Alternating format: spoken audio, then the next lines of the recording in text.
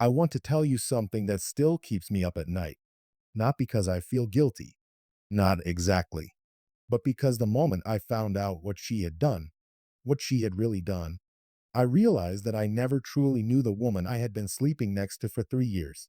3 years of morning coffee. 3 years of arguments about whose turn it was to do the dishes. 3 years of whispering, I love you, into the dark and actually meaning it. And then, in one single evening, all of it shattered. But let me start from the beginning, because if I jump straight to that night, the night I found out, you won't feel it the way I felt it, and I need you to feel it. Her name was Maya. Maya with the dark eyes that could make you feel like the only person in a crowded room. Maya who laughed too loud at her own jokes and never apologized for it. Maya who, on our very first date, told me she had trust issues and said, and I remember this like it was yesterday, I've been hurt before, Daniel. I don't do second chances. I thought that was honesty. I thought that was strength. I had no idea it was a warning. We met at a mutual friend's birthday party. I wasn't even supposed to be there that night. My buddy Jake had been begging me for weeks to come out, and I kept saying no, kept burying myself in work, kept telling myself I wasn't ready to date again after my last relationship had ended so badly. But Jake called me one last time and said, Daniel, get out of the apartment. You're starting to smell like takeout boxes and self pity. So I went. And there she was, Maya, standing by the kitchen counter with a glass of wine, wearing this simple red dress, talking animatedly to someone I didn't know.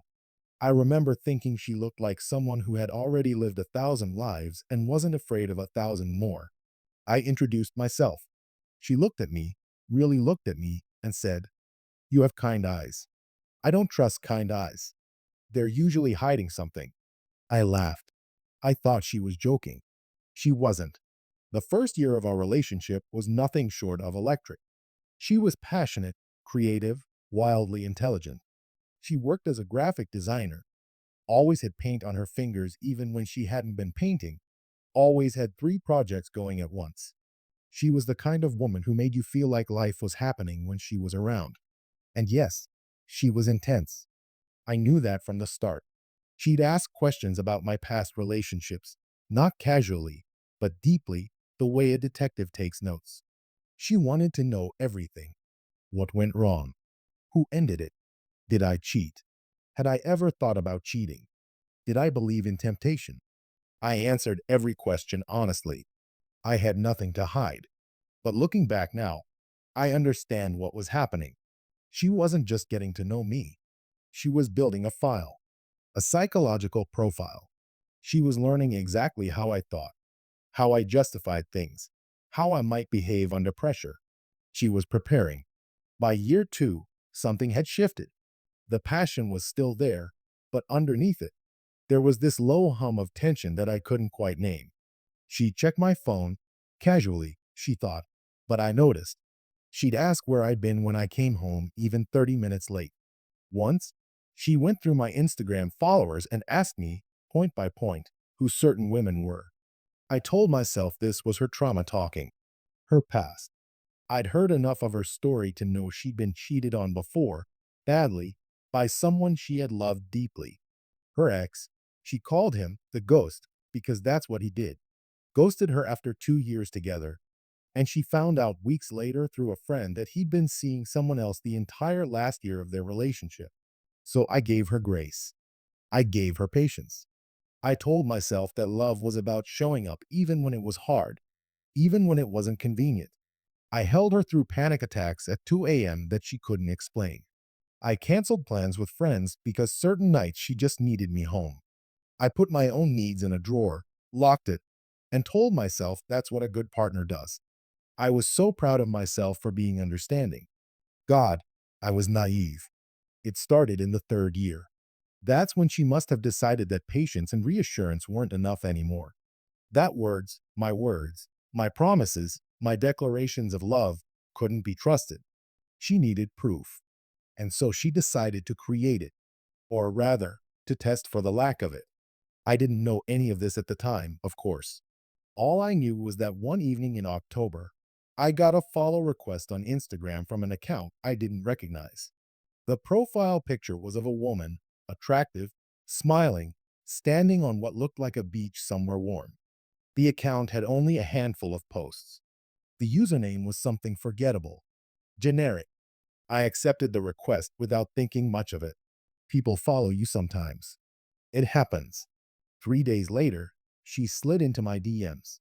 Hey, sorry to be random, but do I know you from somewhere? You look really familiar. Simple, harmless, a little flirty, maybe, but nothing alarming. I typed back a polite reply. Said I didn't think we'd met, but maybe we had mutual friends. Normal small talk. The kind of thing you do 100 times without a second thought. What I didn't know, what I couldn't have known, was that on the other side of that screen, watching my every word, reading every letter I typed, was Maya, and she was already deciding what she would do if I failed her test. What I didn't know was that this was only the beginning, and that the woman behind that fake account had already planned exactly what she would do when she got the answer she was secretly terrified of. I want you to understand something before I go any further. I was not a perfect boyfriend. I never claimed to be. I forgot anniversaries once or twice. I got too absorbed in work sometimes and went days without being fully present. I said the wrong thing at the wrong moment more times than I can count. But I was faithful, completely, unwaveringly faithful. Not because I never noticed other women. I'm human. But because every single time my eyes wandered even for a second, my heart pulled me right back to Maya, back to those dark eyes, back to that laugh, back to the life we were quietly, imperfectly building together. I need you to hold on to that, because what comes next is going to make you question it, and I need you on my side. Her name on the fake account was Lena Torres, according to the bio. Graphic designer, based in Austin, loves hiking and bad horror movies. I know all of this now. At the time, she was just a stranger who'd slid into my DMs with a casual opener and a pretty profile picture. I didn't think twice about it. I replied. She replied back. It was light, easy conversation, the kind that floats on the surface of things and means absolutely nothing. She asked if I was from the city. I said yes. She said she'd recently moved here for work and didn't know many people yet. I said that's tough. The city can feel lonely when you're new. She sent a laughing emoji and said, exactly. It's nice to talk to someone normal for once. And that was it. That was the whole conversation that first night. I closed the app, made dinner, watched something on TV with Maya, who was curled up on the opposite end of the couch, scrolling on her phone, kissed her goodnight, and went to sleep. I had no idea that the phone she was scrolling on was the one she just used to message me. The messages from Lena continued over the next week, slowly at first, carefully, like someone testing the temperature of water before stepping in. She'd comment on one of my posts, something like, great shot on a photo I'd taken at a rooftop bar with friends. Or she'd send a meme, something funny, nothing inappropriate. I'd respond. We'd exchange a few lines. Then it would go quiet for a day or two. Looking back, I can see the strategy in it now. She wasn't rushing. She was building familiarity, letting me get comfortable, letting me start to recognize the name Lena when it popped up and feel something casual and neutral about it. Not suspicion, not excitement, just normalcy. She was very, very good at this. And why wouldn't she be? She knew me. She knew exactly how I talked, what made me laugh, what kind of humor I responded to. She wasn't a stranger studying a target. She was my girlfriend of 3 years, using everything I had ever shown her, every habit, every preference, every quirk as a weapon. It was around the 10th day that the tone shifted. Lena sent me a message on a Thursday evening. I remember it was a Thursday because Maya had her weekly call with her sister every Thursday at 8 p.m., and she always took it in the bedroom with the door closed. It usually lasted an hour, sometimes longer. So there I was, alone in the living room, half watching TV, when the message came through. Okay, honest question, and tell me if this is weird, but I've really enjoyed talking to you this past week. Is it just me, or is there something kind of nice about this? I stared at my phone for a moment. I won't lie to you. There was a flicker of something. Not attraction exactly, more like the very human response to being told that someone enjoys your company. We're wired to feel good when we're appreciated. That's just biology. But the next thing I felt, immediately after, like a reflex, was Maya. I thought about her in the next room. I thought about the way she still reached for my hand when we watched movies even after 3 years. I thought about how hard she'd worked to trust me, how much it had cost her, and how the last thing I ever wanted to do was become another ghost in her story. I typed back, I appreciate that. You seem like a really cool person. But I should have mentioned this earlier. I have a girlfriend. A serious one. I'm not looking for anything beyond just friendly conversation, and honestly, even that I should probably keep in check. No offense meant. I sent it, put the phone face down on the couch cushion, and went back to the TV. I felt good about that. Calm, clean. Like I'd done exactly what I was supposed to do. Lena didn't reply that night. But the next morning, when I woke up and reached for my phone the way you do before you're even fully conscious, there was a message waiting. She's lucky to have someone like you. Most guys wouldn't have said that. I smiled, typed a quick "she deserves it," and got up to make coffee. In the kitchen, Maya was already up, sitting at the counter, both hands wrapped around her mug, staring at something on her own phone with an expression I couldn't quite read. "Morning," I said. She looked up, smiled, but the smile didn't quite reach her eyes. "Morning," she said. Something about the way she said it sat strangely in the air between us. But I poured my coffee, kissed her on the forehead, and let it go. I should not have let it go, because what I didn't know was that Maya had already read my replies, every single one, and instead of feeling relieved, something darker had taken root in her mind, something that would change everything between us. There's a particular kind of silence that lives in a relationship right before everything falls apart. It's not the comfortable silence, the kind you share over breakfast when you don't need words because just being in the same room is enough. No, this silence is different. It has weight. It presses against your chest. It sits in the corner of every room like a shadow you keep seeing, but can never quite look at directly. That silence moved into our apartment the week after my conversation with Alina, and I still didn't understand why. Maya became distant in a way that was hard to name. She wasn't cold exactly. She still kissed me good morning. She still laughed at things. She still reached for my hand sometimes. But there was something behind her eyes that had changed, a kind of quiet calculation that I had never seen before, or maybe had never been close enough to recognize. I asked her once, "Hey, are you okay? You seem like you're somewhere else lately." She looked at me for a long moment before answering, the kind of look that feels like someone is measuring you without a ruler. "I'm fine," she said, "just tired." I believed her, or I told myself I did, because the alternative, that something was genuinely wrong, that some invisible crack had formed beneath the surface of us, was something I wasn't ready to face. So I did what a lot of people do when they sense danger but don't want to name it. I kept going. I kept showing up. I kept being normal. It was Maya's friend Priya who first made me feel like I was missing something. Priya and Maya had been close since college. The kind of friends who finish each other's sentences and have entire conversations through eye contact across a crowded room. I liked Priya.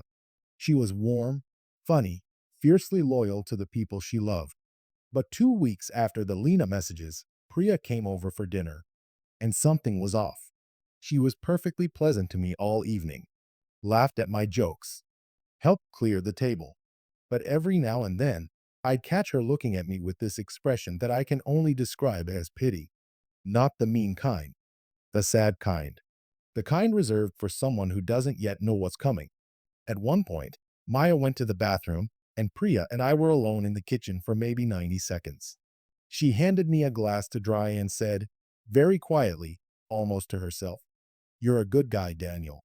Just that, nothing else. Maya came back, and the conversation moved on.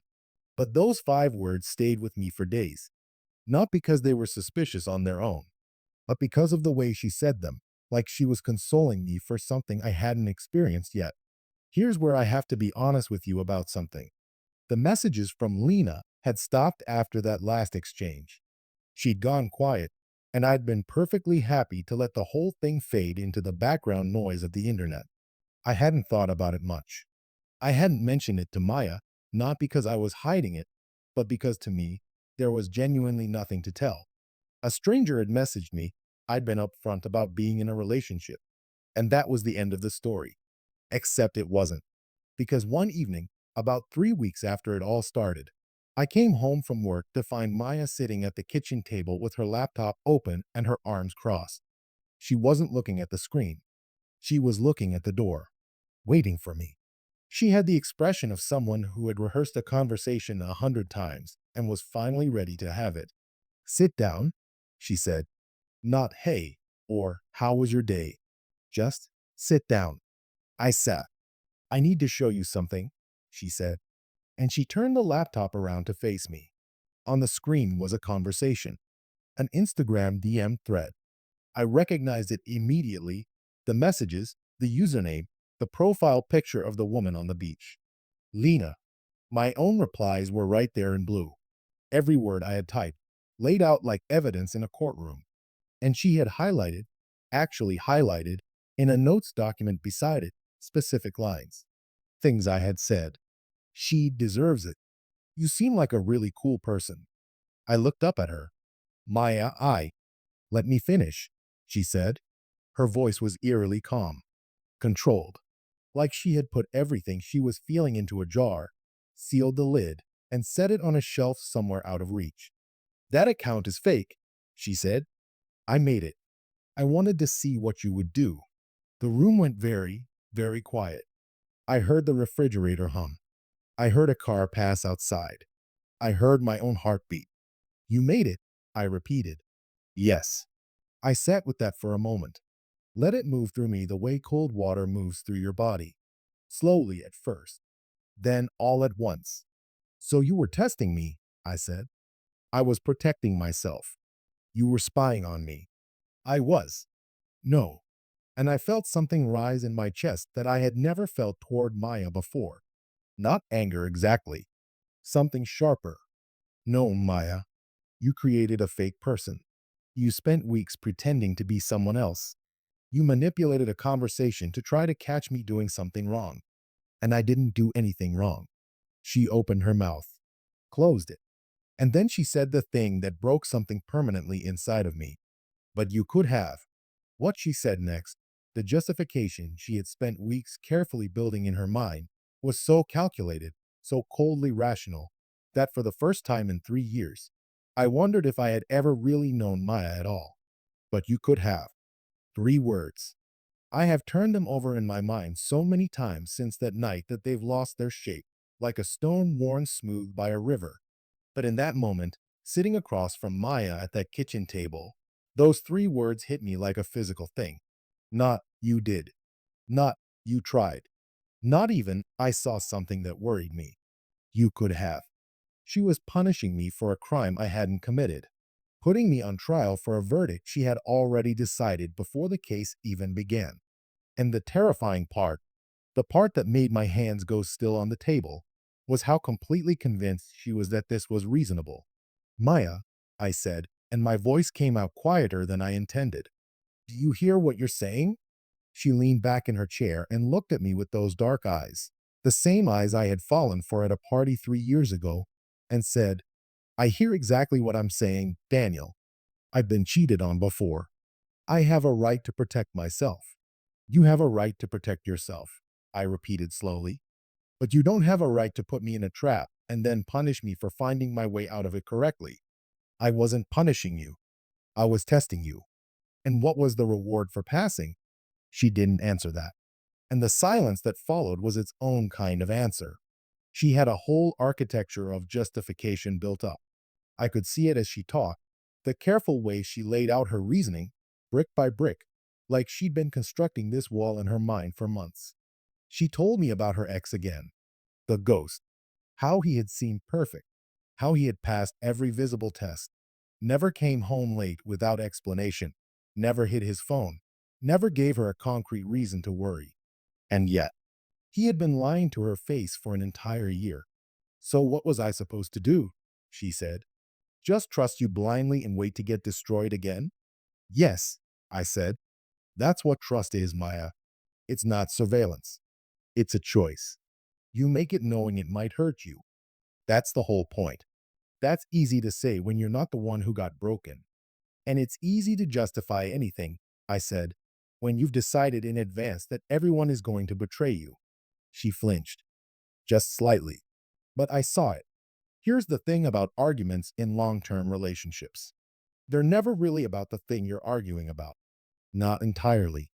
Underneath the specific words and the specific incident, there's always a deeper conversation trying to push its way to the surface. And the deeper conversation happening in our kitchen that night was this. Maya had never truly let me in. Not all the way. She had loved me. I believe that, even now. But she had loved me from behind glass. Close enough to feel the warmth. Far enough to stay safe. And I had spent 3 years pressing my palm against that glass, thinking that eventually it would dissolve. Thinking that patience and consistency and showing up every single day would be enough to convince her that I was different, that I was safe.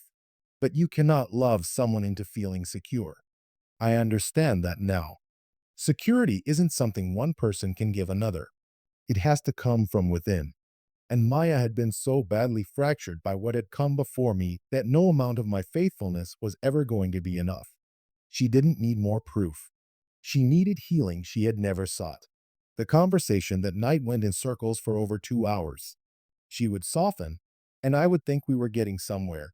And then she would say something that revealed the depth of the problem.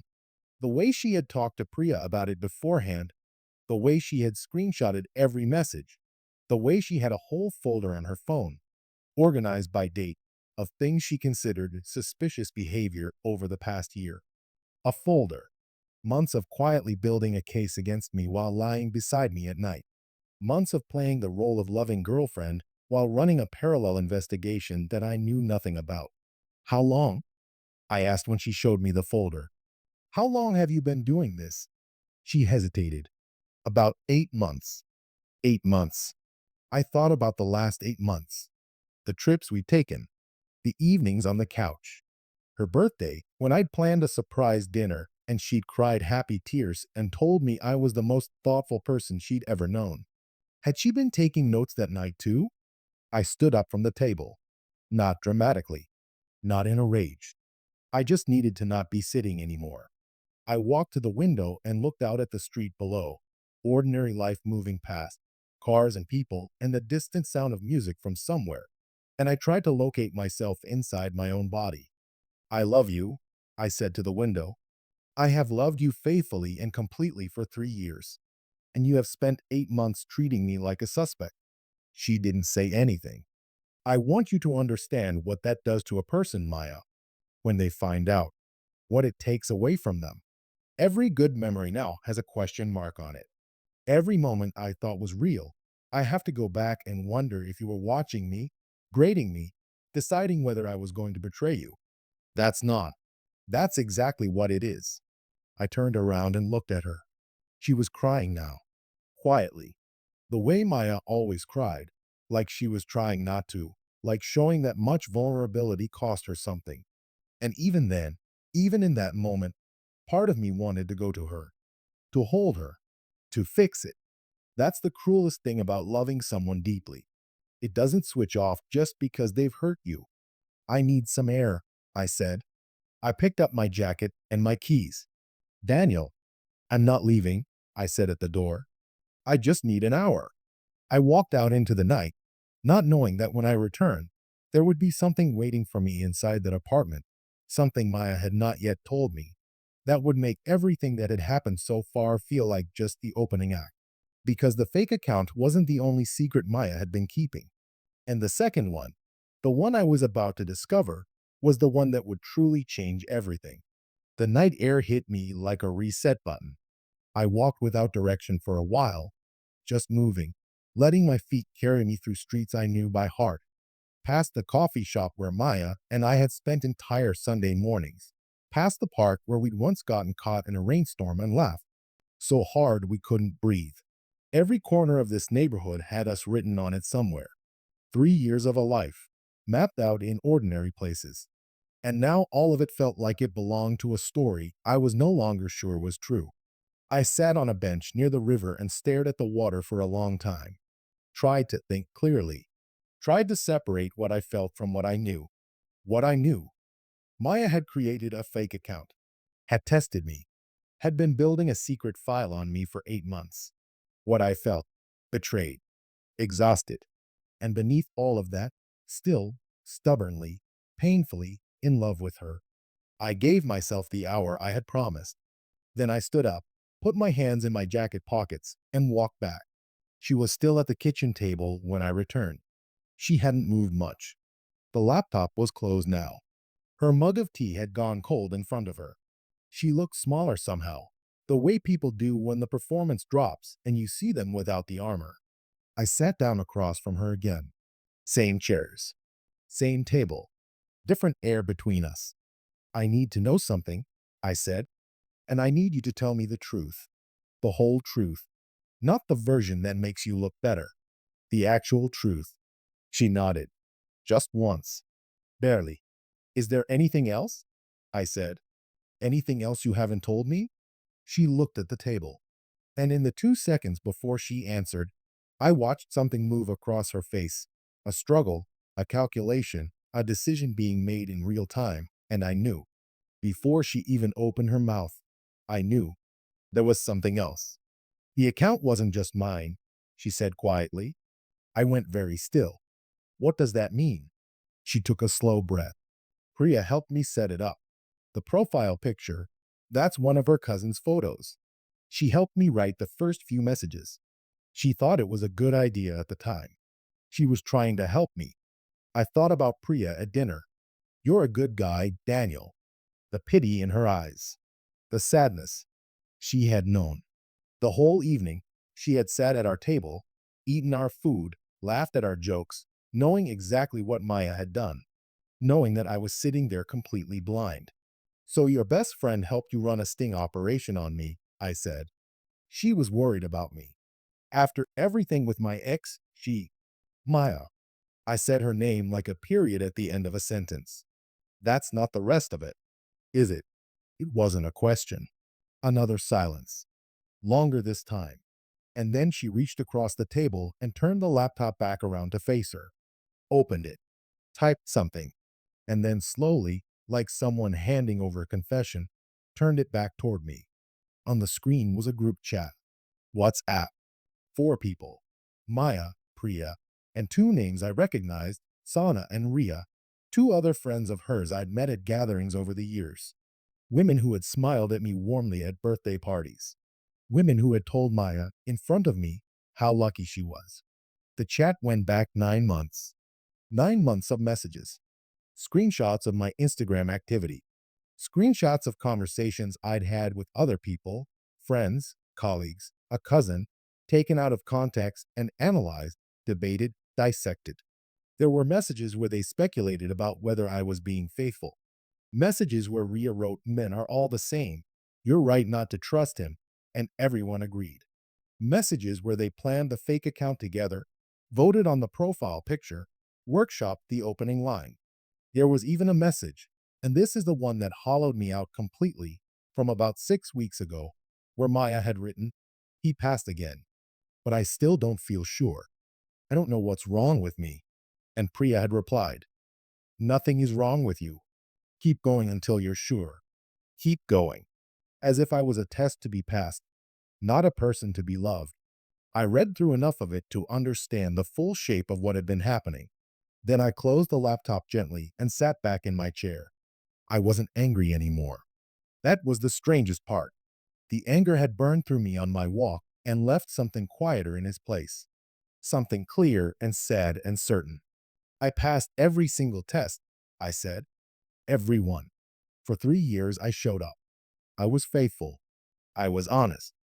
I gave you every reason to trust me, and you spent that whole time finding reasons not to. I know, she whispered. And the worst part, Maya, the part that I can't get past, is that even if I had failed one of those tests, even if I had said the wrong thing to a stranger on the internet on a bad day, it wouldn't have meant what you think it means. People are complicated. Temptation exists. But what matters is the life you build, the choices you make when it counts. You never gave me the chance to just be human. She was crying fully now, no longer trying to hold it back. I'm sorry, she said. I'm so sorry, Daniel. I know it was wrong. I think I've known for a while. I was so scared of losing you that You were so scared of losing me, I said softly, that you made it impossible for me to stay. I want to tell you that we worked it out. That love was enough. That Maya got the help she needed. That we rebuilt the trust. That the story ended with both of us choosing each other on the other side of the hardest conversation we'd ever had. But that would be the easy ending. And life rarely gives you the easy ending. What actually happened was this. I stayed that night. And the next. We talked more over the following weeks than we had in the entire previous year. Raw, painful, necessary conversations. She started seeing a therapist. She acknowledged, finally, that the problem had never been me. It had been the unhealed wound she had carried into our relationship from the beginning and never truly dealt with. I watched her work on herself, and I respected her for it. But somewhere in those weeks of talking, something became clear to me that I hadn't wanted to see. The trust, my trust in her, had been damaged in a way that wasn't her fault to fix alone. Because here's something nobody tells you. Betrayal doesn't only travel in one direction. She had felt betrayed by her past, and now I felt betrayed by her actions. And both of those things were real. Both of those things mattered. We ended things on a Wednesday evening in November, quietly, without drama. We sat on the same couch where we'd watched 1,000 movies, and we agreed that we loved each other and that sometimes love is not the same thing as right for each other.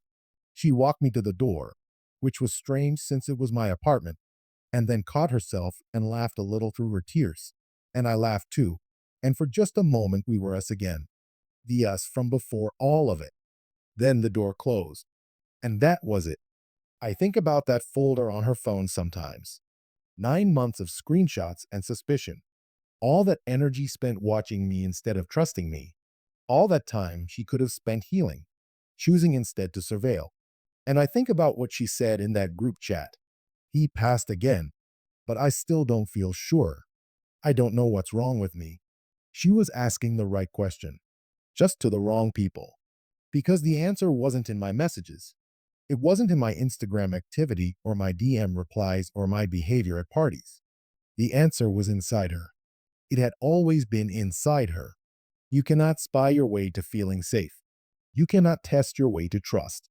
You cannot build a real relationship on a foundation of secret investigations and group chats and fake accounts. All you build that way is a prison, and eventually, you're the one trapped inside it. If you're in a relationship right now and you've thought about doing what Maya did, testing your partner, creating a fake account, running a quiet investigation, I want you to stop for a moment and ask yourself one honest question. Not, would they pass? But why can't I just believe them? Because that's where the real work is. That's the conversation worth having. Not with a fake account, with yourself, with a therapist, with the person you love, if you're brave enough to be that honest. Maya was brave enough, eventually. Just a little too late for us. And me? I'm doing okay. Better than okay, most days. I still believe in love. I still believe it's worth the risk of being hurt. I still believe that trust, real trust, the terrifying, eyes open, leap of faith kind, is the only foundation anything real can be built on. I just know now that both people have to be standing on it at the same time, together. Otherwise, you're not building something.